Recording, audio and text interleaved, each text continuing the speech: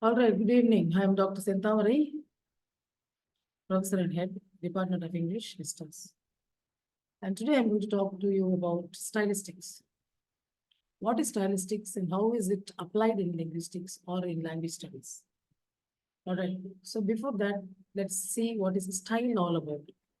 So style is something that a unique way or unique method, unique approach of doing something.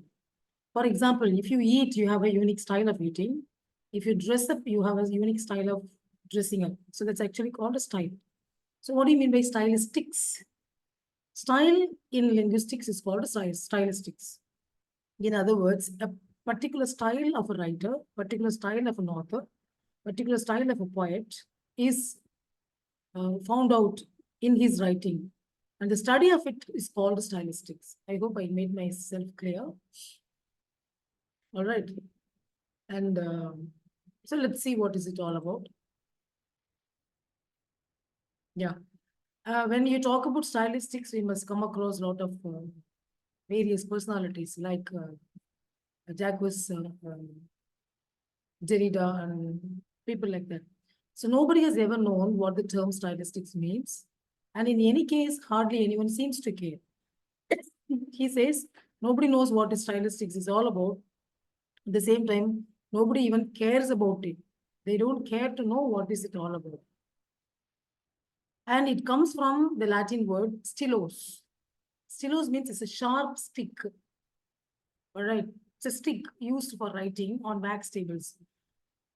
If you recall our Tamil Sodi, we used to have a writing like Ole Chodila or pen mari vechirupom.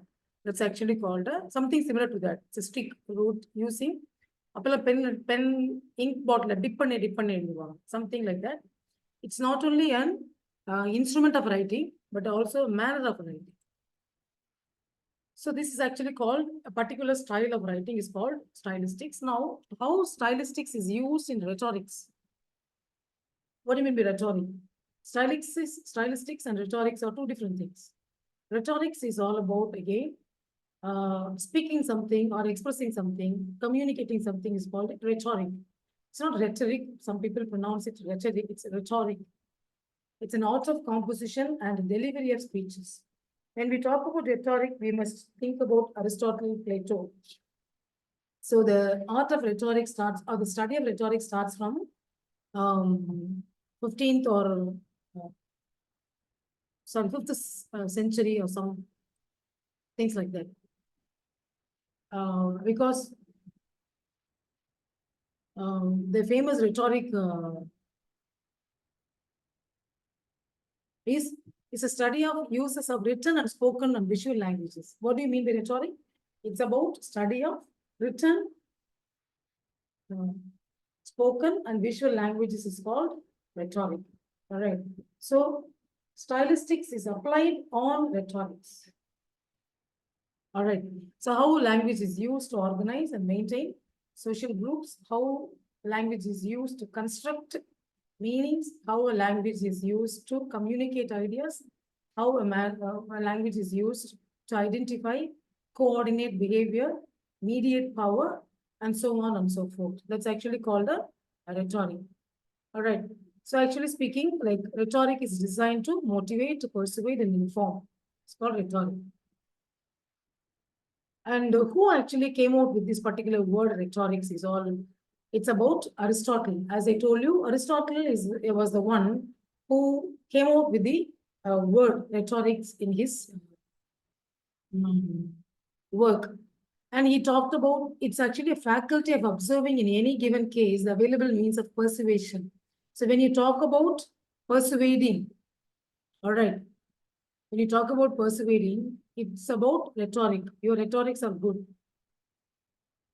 because you will be using the mastery of language, or you will be using the most important, effective way of communicating to some people, communicating to people by being or by exhibiting yourself in a very effective way. We are trying to achieve what we want to achieve through communication. That's actually called rhetoric. It's actually called rhetoric is a noun. Rhetoric is a noun. Rhetorical is an adjective. So that difference must be understood. All right. So that's it about rhetoric. So how rhetoric is used? It's actually speaking, the object of stylistics is, it was recognized as a branch of linguistics, the study of linguistics in 1950s. So linguistics is defined as an academic discipline that studies language scientifically, and stylistics as a part of this discipline studies certain aspects of language variation. Stylistics is a branch of linguistics that studies various functional styles and expressive means and devices of the language. According to linguistics, stylistics studies the principles and the effect of choice and use of different language elements in rendering thought, emotion, and under different conditions of communication. This is all about stylistics. And stylistics deals with various aspects of language. Number one, it talks about aesthetic function of a language. It talks about, or it is the expressive means of the language, how things are expressed, how things can be expressed. And it talks about synonyms or synonymous ways of language, rendering one and the same idea, and emotional coloring in the language. And it talks about a system of devices called stylistic devices. And it's also called the splitting of the literary language into separate systems called a style.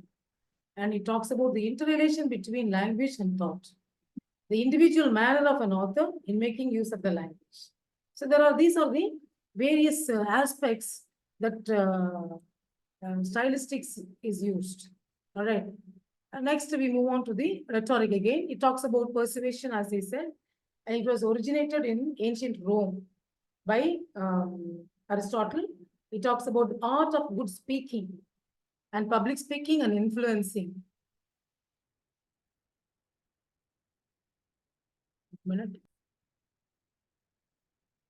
So it actually started in medieval Europe. Art of decorating speech. Style is a applied ornament.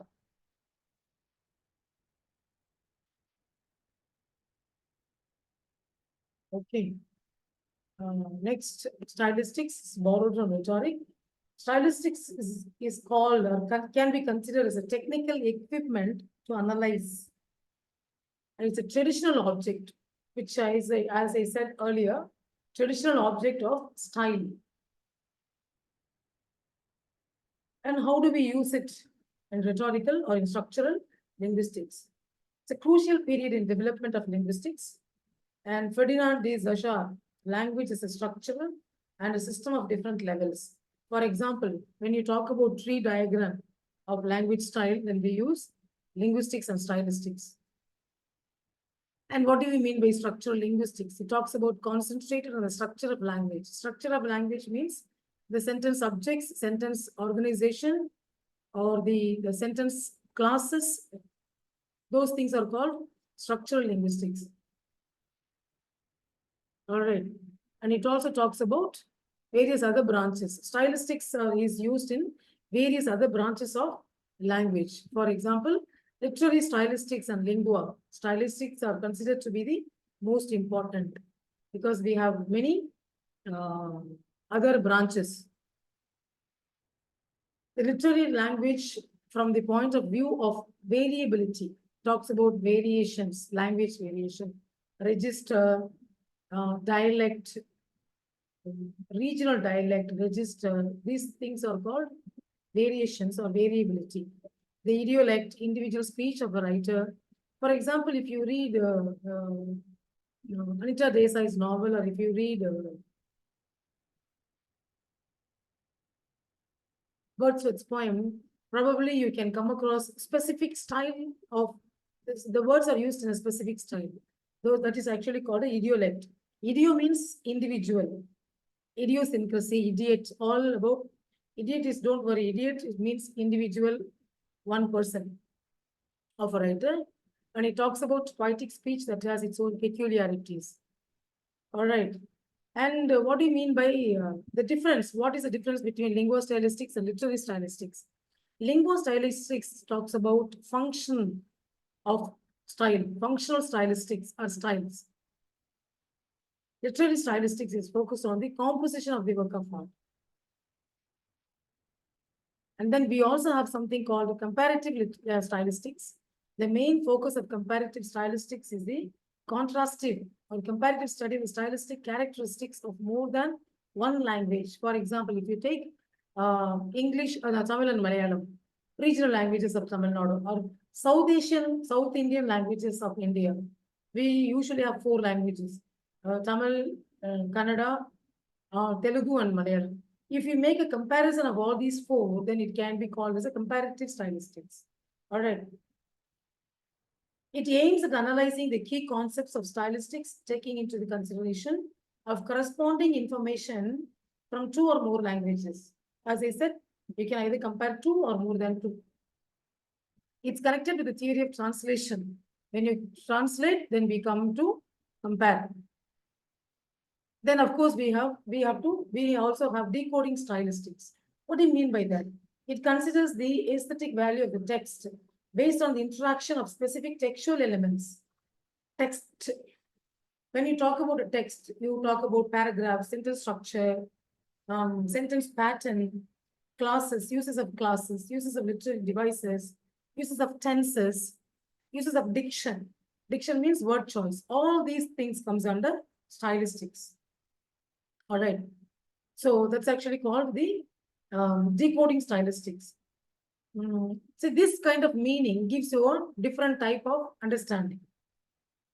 When the text is analyzed from the decoding point of view, it's necessary to take the maximum information from the text itself. All right. I mean, we make the information only from the text, not the meaning of the text, but from the text.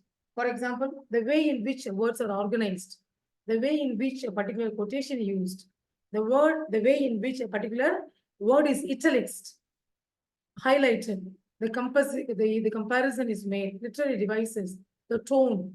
So all those things are called stylistics study. All right, when we talk about encoding and decoding, we talk about the perspective, either the writer perspective or the reader perspective. This is actually called encoding and decoding. All right, so this is another method of finding out the stylistics function.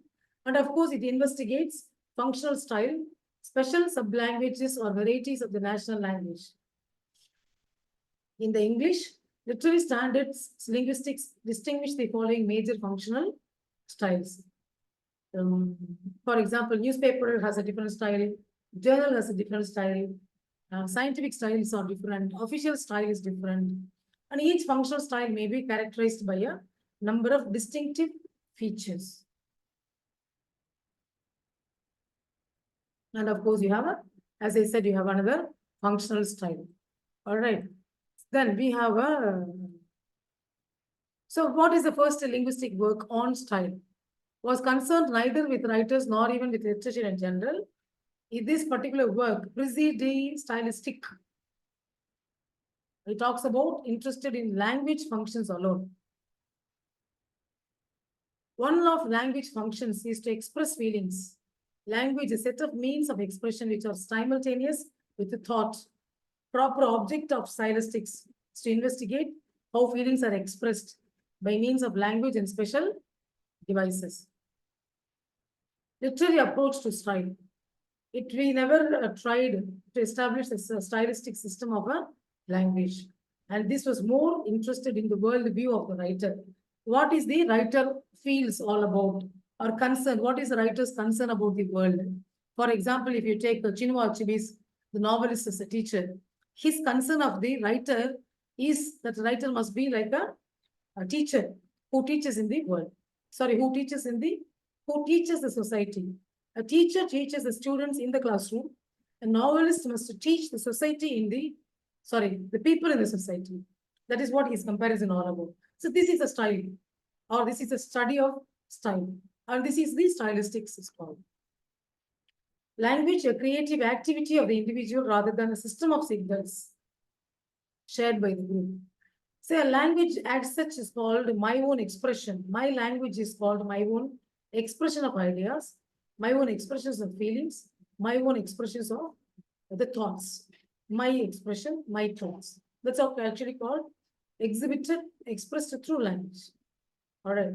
So my language is or carries my style of writing, my style of thinking, most importantly. All right. So my style of language use is based on my thinking. Linguistic stylistics. I think we have already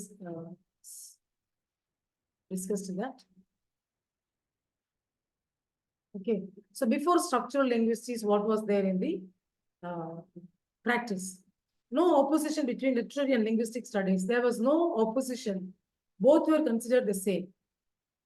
Like literary and linguistics were considered the same. Now, literature is different, linguistics is different. We call it ELT, if you can recall. For example, come in, will you? Please come in, come in. Get the hell in. This is one way of saying, can you please come in? Come in, will you? Which means to say somebody is there waiting at the door, asking or waiting for the permission. Come in. Why don't you just come in? Get in hell. So these are the expressions of the writer or the person. The old man is dead. The old bean has kicked the bucket. The gentleman, well advanced in years, has attained the termination of his terrestrial existence. Look at the way it is actually given. One point actually is the old man is dead.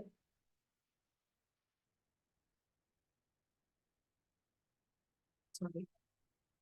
The neighborhood baby. The old man is dead is a plain language. The old bean has a kick to the bucket is another way of, it's a phrasal verb. Okay.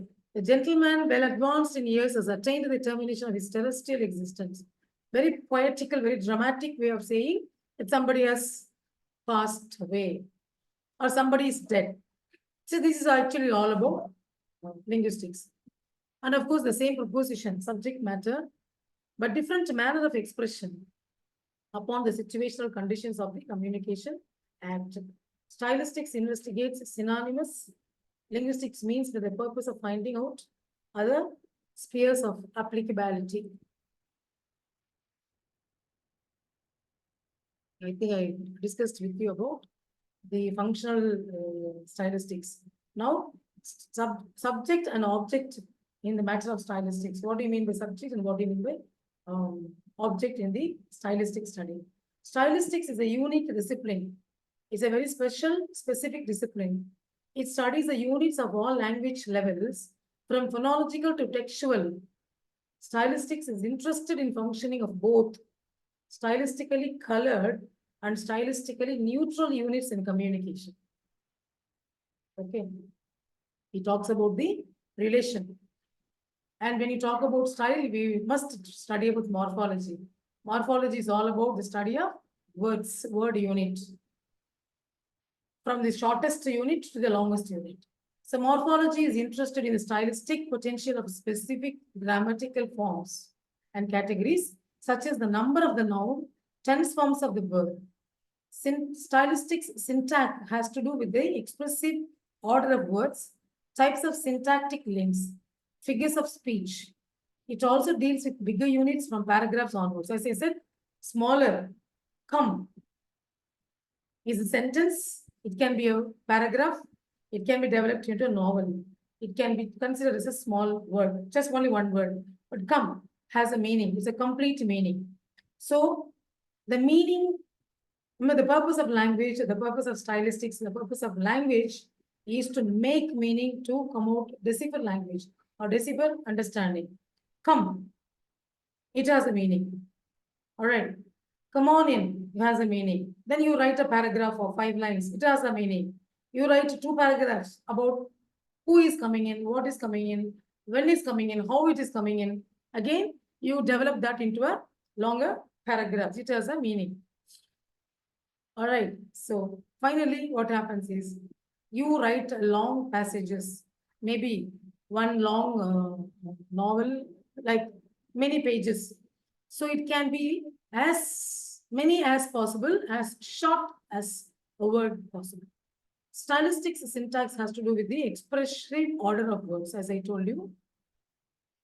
All right.